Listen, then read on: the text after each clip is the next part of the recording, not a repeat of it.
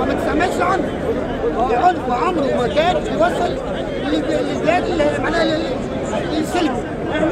يجب ان يكون واحنا شو العمل شو يتعمل بالعدلين.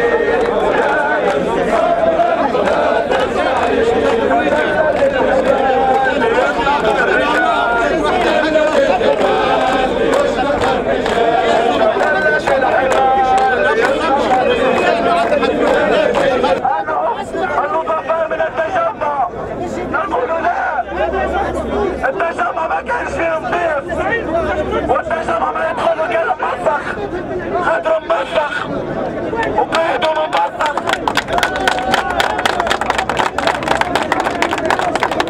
نحب نقول للي متجرأ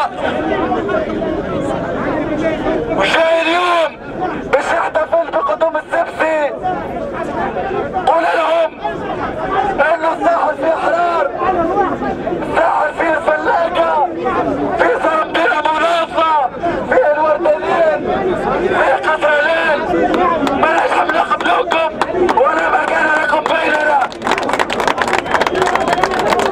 لا مكان لمن يلعب لابس يسرق ويلعب، لا لمن كان بالعمل يؤهل شخصية دكتاتورية قاتلة، لدكتاتورية صنعت شعب لا يبالي، صنعت شعب لا يأبه، صنعت شعب تسرق أطفاله أمام عينيه. اليوم يعودون بأسامي جديدة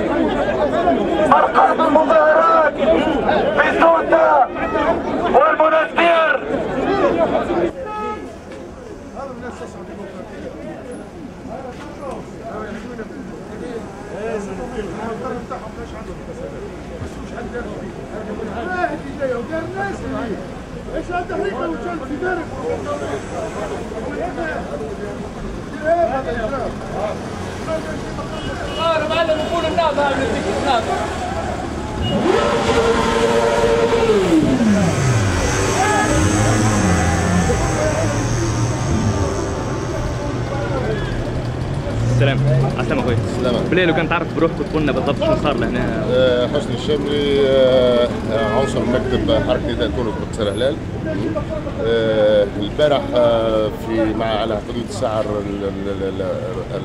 3:30 صباحا اعلمنا انه فما شكون جاي هنا قدام المقر، شعل النار في عجلات مطاطية. الجيران والاهالي علموا الشرطه في الحين، دخلت الشرطه. بون ما نجموا نتهموا حد، لكن ظاهره العنف اليوم في تونس فهمتني اصبحت في واخذه خط موازي، وخصوصا عدائي ضد حركه نداء تونس فهمتني. وعمليا اللي يتبع صفحات فيسبوك لاحظوا انه فما دعوه صريحة لممارسة العنف ضد كل الأحزاب السياسية اللي تدعو إلى الدولة المدنية الديمقراطية فهمتني. ما فماش تنديد من طرف حركات سياسية بعينها، واللي هي عملية حركة النهضة إلى حد الآن لم تصدر بيان تندد فيه العنف الموجه ضد حركة نداء تونس واللي وغيرها. بالتالي احنا نطالبوا وزاره الداخليه ان في شخص وزير الداخليه انه يتحمل مسؤولياته القانونيه في بسط الامن في البلاد، خصوصا انه الامور قاعده تستعصي وتتعقد امنيا، وهذا ينظر بالخطر. واذا كان مش قادر السيد وزير الداخليه على يبسط الامن في البلاد، معناه انه يستقيل ويترك مكانه لمن هو اجدر بسط العنف في البلاد. شكرا. شكرا بك.